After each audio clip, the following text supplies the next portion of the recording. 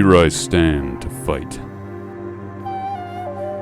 Mighty foe is lit aflame.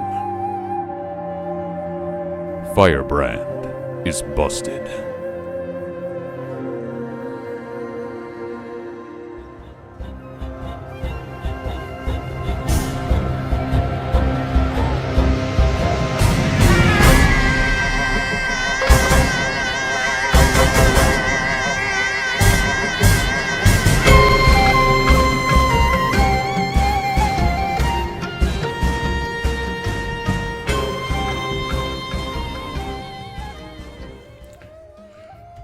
What's good, everyone? You got Mind Circus here with you, and welcome to another Mind Over Meta open world build. And today we are going to be taking a look at Guardian, and specifically Willbender. Before we get started, if you are new to the channel, new to Guild Wars 2, just haven't done so yet, I am currently farming likes and subscribes in an effort to build the channel.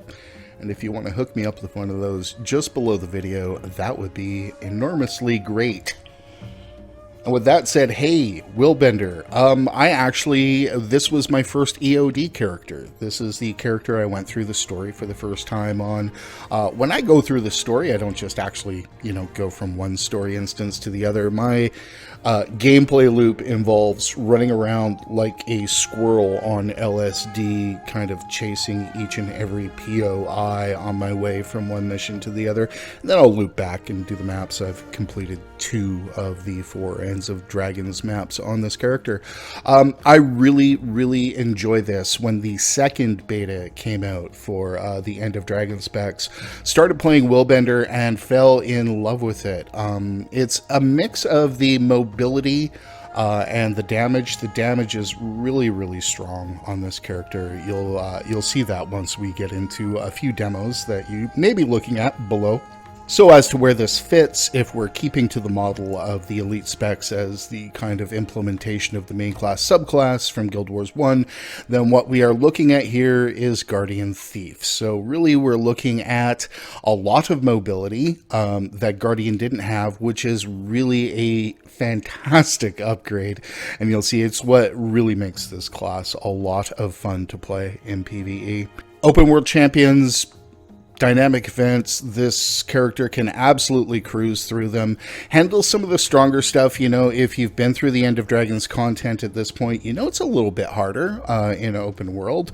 A few more surprises, the veterans packing more of a punch, the champions being a completely different ball of wax than they were before, and we can also look to the elites that do represent a decent little challenge every once in a while. As for what this character is not doing well, it's doing everything well that it's supposed to. Its real problem is that it is not Firebrand. The real issue with this character is it's hard to go from a character on the same class with a different specification that is so drastically overpowered and does so many things so well that, you present something that's a little more in tune with the rest of the game in Willbender and it almost feels flat in a way. It's not. It's a really capable, upfront bruiser. I absolutely love it. But there is that feeling that, why am I playing this instead of Firebrand? Becomes a real kind of issue with it. But that's about it. I have no problem going ahead and recommending this spec to you guys. We're going to get into it. We're going to get into some basic gameplay. It's not hard to play. It's actually very easy to play, and it does bring some really great things to the table. So let's go ahead and get into building gear. Gear on this one is not going to be too hard. We are going to be running 100% Trailblazers gear. Now, Trailblazers gear, if you are unaware, is toughness, vitality, condition damage, and expertise, with the main stats on the toughness and the condition damage. It is a very tanky gear set, which in the right spec does a lot of condition damage as well. So it is something that I will recommend for any player that is playing a Condi specific build in open world and may be running into some problems with survivability. This is where we will start. Now, A couple of questions at this point in terms of the survivability versus damage. If you are going to be taking it another step, if you are going to be playing this and you want a little more damage or maybe a lot more damage, and you know you're finding the Trailblazers gear is a little overkill in the sustain department, where do you go from there? The answer is Vipers or Sinister. The other question that's going to pop up here, it's going to pop up in the comments down below. It is going to pop up in casual conversations with people. Can you play this in Celestial gear? I did play this in Celestial gear and it was ass. It was deep fried ass. Early. The damage nowhere near where it was in the Trailblazers gear here. So, you know, if you're one of those people looking to repurpose a Celestial Firebrand or something like that and just hoping to take out this for a spin, yeah, you can take it out for a spin.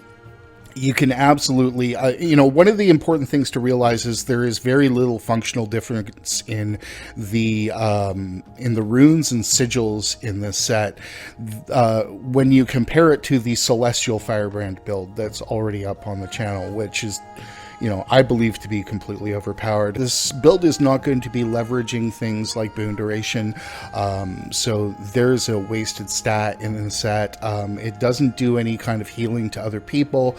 Again, there's another wasted stat in the set, and really it's a much more selfish kind of, you know, take care of yourself and buff other people. We've got a couple of things on our tray here that can absolutely help buff other people, but really it's a much more selfish thing, and the Celestial gear represents a real step down in both the survivability and the damage.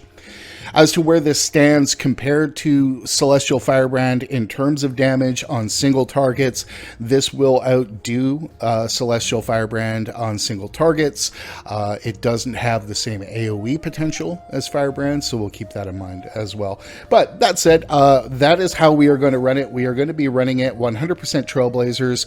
If we are at the point where we want to increase our damage, and we know our survivability is absolutely great, what we will start doing is moving into either Vipers or into Sinister gear. This depends on how hard we've overcapped our burning.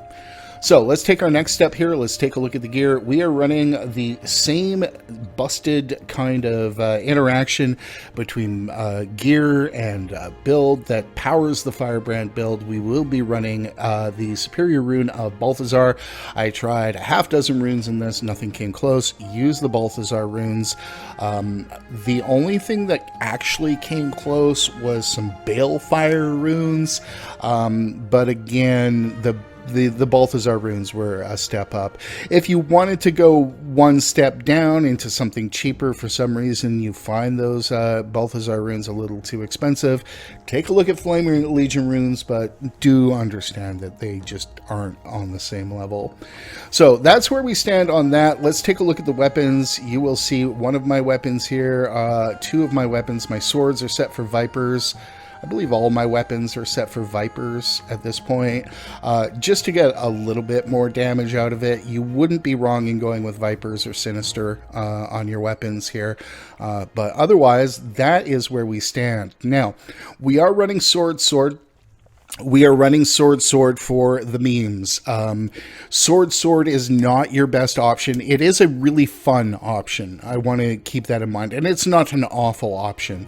Other options here include, and we'll take a look here, your highest damage option, which is also going to be your ranged option, which will be Scepter Torch. The Torch is a real upgrade in damage over the offhand sword. The offhand sword does have a little bit of mobility to it. That said, this is not a kit that is lacking in mobility, so let's keep that in mind. Really, at this point, you know, if you were looking to maximize things, losing the swords and putting a greatsword in here is really good. But I'm going to tell you guys what I did, and that was to run sword and greatsword. I love the way greatsword feels on Guardian. It's a spectacular weapon. I highly recommend it.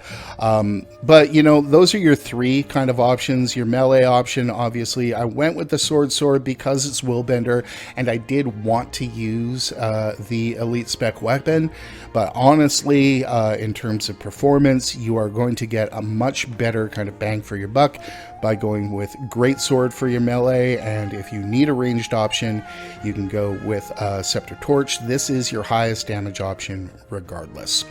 So let's take a look at the runes in here, or the sigils, sorry. I'm running Strength and Bursting, okay, and the same thing down here, although I have momentarily taken out the sigil and the torch. But again, you'd want to go with Strength and Bursting on both of those. The build doesn't keep up a ton of might. A little bit of might every once in a while is really going to help you if you've got somebody playing with you at all times. Providing you might, look at other options at that point. So that would be the gear. Let's take a look at build.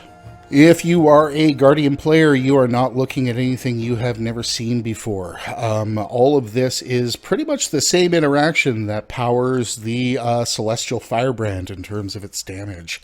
Let's go ahead and take a look at here.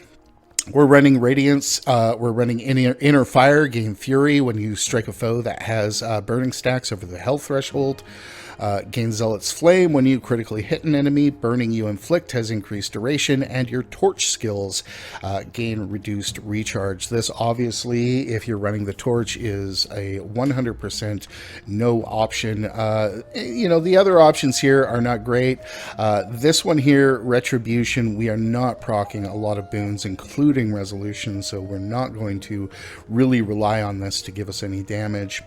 Up here, we're using Amplified Wrath. Again, this is not something that you really have to dig too far in to find the value on. Let's go down and take a look at virtues at this point. So we will be running Master of Consecration. Consecrations grant reduced recharge and increased duration. Other options here, okay, will be your strike damage while you have Aegis. This actually procs a little bit, but in the Trailblazers gear does not give us really a lot of bang for our buck. Gaining Resolution and Aegis while disabled might be something if you find yourself getting punted around a lot and taken advantage of, but I will go with Master of Consecrations. I will go with Master of Consecrations because I'm running Purging Flames down here as a damage and Condi remover. We'll get into the bar here in a couple of seconds. Inspiring Virtues, strike damage is increased after activating a virtue. The virtues obviously referring to your F1 through 3 here. We will go through these in the gameplay section. These are a ton of fun, guys. I love these. And let's take a look here. Permeating Wrath, the passive effect of Virtue Skill 1 triggers more quickly and now burns in an area. This is just a no-brainer damage dealer. Going down into Willbender, we're going to be running Searing Pact, gain condition damage. Willbender Flames now inflict burning on foes they strike. We will talk about what Willbender Flames are in the gameplay section. This is just a damage increase. Going to be using Holy Reckoning. Triggering of virtue effects now grants might in addition to their bonuses. Gain Fury when activating Rushing Justice. We're doing this because these other two options are not really great. We'll talk about Alacrity for a moment. On a build where we're not really increasing boon duration or really playing with boon duration, it becomes near impossible to perma Alacrity on this build, and therefore I have foregone the Alacrity traits. I know I'll probably take some crap for that, but in theory, the Alacrity is better. In the real world, it wasn't something that we could upkeep without really getting out of our flow. Now, in instance content where there is less moving around and less mitigating, etc., this is obviously going to be a bigger win, okay? The restorative virtues, but in general, I found Holy Reckoning to be a much greater upgrade in our quality of life. And finally, Lethal Tempo grants increased damage, but has reduced duration. Justice's duration is modified. All of this is not a real kind of head scratcher in terms of how it works. Let's look at the bar down here for a couple of seconds. I have only taken one of the new physical skills. Let's take a look. I found that Shelter was of much higher value than any of the other heals in here. Obviously, if you're running with a group, you may think about running the Receive the Light. But, you know, you're not traded for heals. It's not doing anything for you. The Signet is not really doing a ton here. But getting the block while you're healing on Shelter can be really, really useful, particularly from melee damage dealers. So that's where I went on that one. I did not care much for Reversal of Fortune, to be honest with you guys. We're going to be running Purging Flames. Purging Flames is a really significant damage dealer. It also pulses and removes Condis. Obviously, Condi play becoming much more relevant once we hit the Icebreed Saga content. Having some kind of Condi remover probably second to running, making sure you have a stun break at all times. But, having some kind of Condi play baked into your build, particularly going into the open world in End of Dragons, is not a bad idea. It's not a bad idea. But what you're really getting off this is a buttload of burning damage. We're going to be running Whirling Light. Whirling Light is a really fun little skill. We'll get into this in the gameplay section. Look at that. Hit a bunch of people around you, set them all on fire, start burning it into people. It's a great thing. It's also a combo finisher that procs out of this here. We'll get, again, into that in the gameplay section. In order for us to get a proper stun break, we will be using Stand Your Ground. Now, we will use Stand Your Ground because this is also a decent amount of stability, and by a decent amount, I mean 5 stacks for 6 seconds on the 5 people around you. So this is where we're going to go with our stun break. We are always going to favor using a stun break or any kind of thing that's going to proc on the people around us. Keeping in mind, obviously, that we are playing Guild Wars 2, and as alone as we think we are, we generally end up in large meta groups in open world every once in a while, and, you know, increasing the win rate by providing stability to people is a huge, huge thing that we can do to kind of add value and really kind of increase win rates on the harder events, because obviously we're looking at End of Dragons with some much harder metas than maybe we've been used to in the past. Finally, we're going to be using Feel My Wrath. Now, Feel My Wrath is quickness and fury in an area. It's a little more quickness for yourself. It's really a fun, useful power. In terms of options here, you could use Signet of Courage. Signet of Courage is not going to bring you a ton of value without the healing modifier from gears, so I'm not going to recommend, Signet of Courage. I am not going to recommend Heaven's Palm because it does knockback. I'm not a big fan of knockback abilities. I think they disrupt melee more than they help melee, so particularly for a melee character, I'm not going to do that. You may, however, look at Renewed Focus. Renewed Focus is kind of an oldie but a goodie, but in terms of group benefit, I'm going to run Feel My Wrath, and I'm going to take the quickness off that, which is a really big win. So, just taking a quick look, we've got, quickness, we've got stability, we've got Condi Cleanse, and we've got a buttload of damage, as well as, some really nice mobility. So that is kind of our kit. We'll get into that in the gameplay section. But before we head to the raid training area, let us look at our fashion. So I know what you're thinking right now. Mind Circus is using an outfit and has really kind of, fallen off here, because that's like 2 out of 4 with outfits. I love this outfit. I got this outfit from a Blackline chest using my statuettes that I gathered over my weekly key runs. If you don't do weekly key runs, open your wallet or something. But this outfit, came ostensibly free just for my derping around time, and I'm a really big fan of it. And more specifically, I tried to get it to match these swords. Let's take a look at the outfit and the weapons here. We'll pull this up and we will go over to our hero panel and take a look at our wardrobe.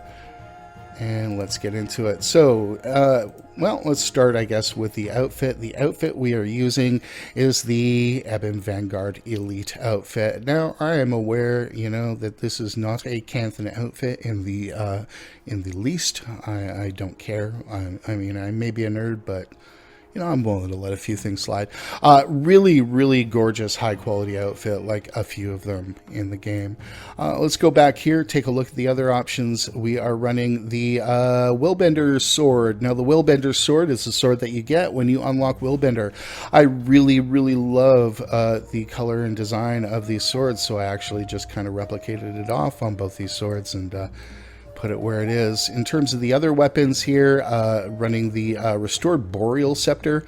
The Restored Boreal Scepter, just one of those nice kind of simple scepters that you can get in Icebreed Saga content. It's actually pretty easy to get. And we will be running Touch of Madness for our torch. And when we take a look at this, if you've never seen Touch of Madness, it means you don't actually have a torch. Your hand just goes on fire. It's a really, really nice effect that I'm a big fan of. You get Touch of Madness. You can actually pick it up on the trading post all year round, but not really a cheap thing unless you are at Halloween, at which point Touch of Madness tends to drop pretty quickly and easily, and you can get it for a pittance.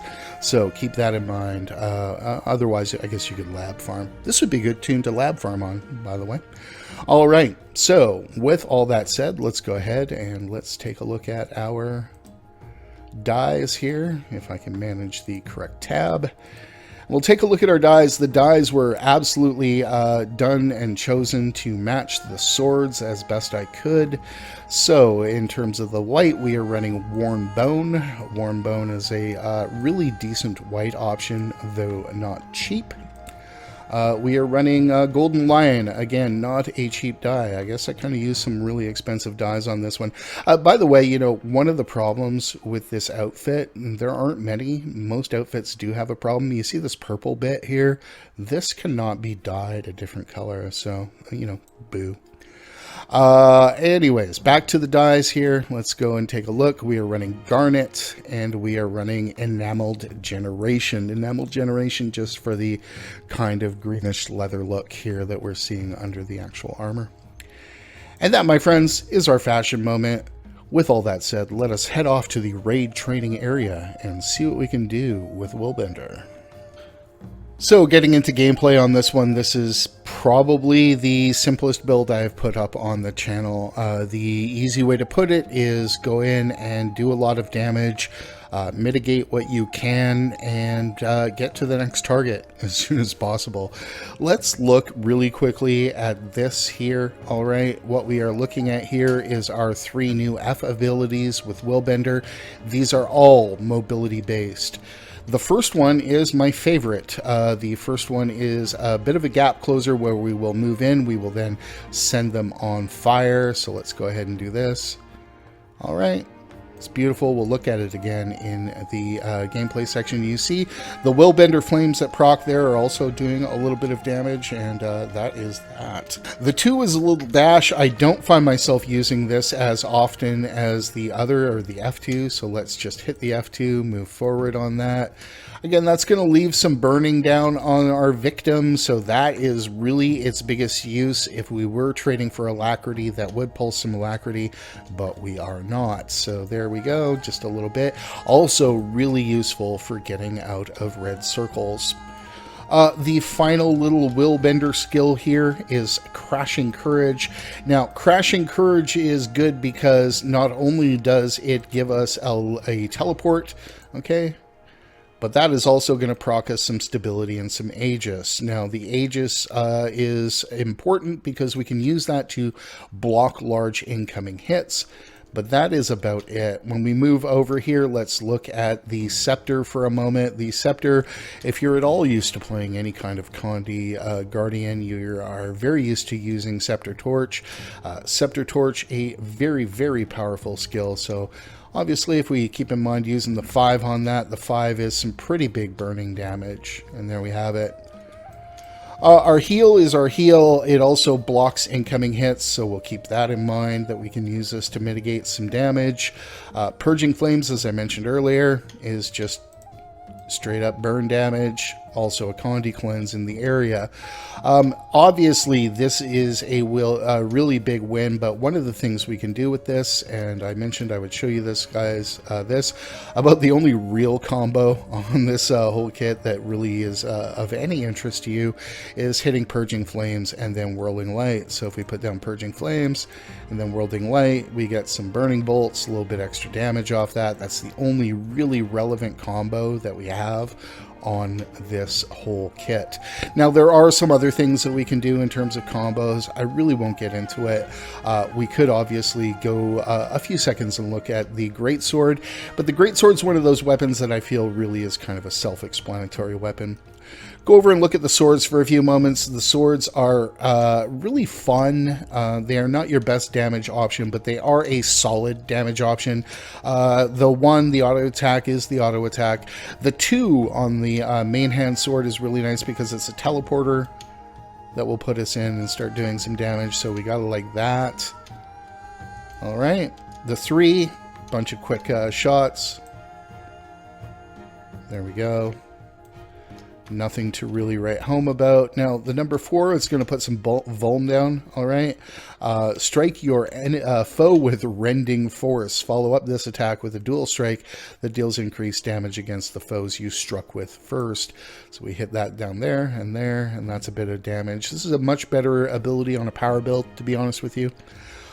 We will also take a look at the 5, which is a little bit more mobility. Also put some slow and a mob so we can get some soft CC off that. So we go in there, and it's kind of that simple. We're going to wait for this bar to come back here, and we're going to take a look at our CC. So with the CC bar back up, we'll take a look at the CC on this build. The CC on this build, probably its biggest structural weakness. There isn't a ton of it, though we do get a fair bit, okay, off the 1 on that. We can see that start coming down. Now, we can proc that one a fair bit, so we'll keep that in mind. Or the F1, sorry, obviously a little bit important to mention there. Other bits that we have here will come off our scepter, all right, and we get on the 3 on the scepter a fair bit of a mob and some vuln. So if we put that down, we'll be watching that bar come down that way. And I will mention it really quickly without swapping to it, but you get some decent CC off the 5 on Greatsword. So if you go ahead and you put the Greatsword down, you'll have that option there. That really is it. Now, you've got other options for CC. If you find yourself struggling, you may look at putting Bane Signet down on your bar. That may be an option. There are a few other things that you can take a look at. Now, I didn't find myself struggling for break bar hate on this, but I wasn't fighting, say, Desert Bounties. I was just, fighting the regular champions. The regular champions in, say, Ekevald Forest in the EoD maps or such are much stronger and are much more suited to a group encounter than really making sure that you are, hitting these things on a solo or something to that effect. So that really is it. Really, really simple gameplay on this one. And if you're looking for that kind of simple roaming bruiser that you just want to roll around on, light some things on fire, and stay alive at all times, this, I think, is a really good option to do it. That, my friends, is Condi Willbender, as I have really put it together. I think it's a very solid choice for those of you who are looking to get into Willbender, started in that Trailblazers gear, move it into some Vipers gear or some Sinister gear as you get more comfortable with it, and it should be good for that.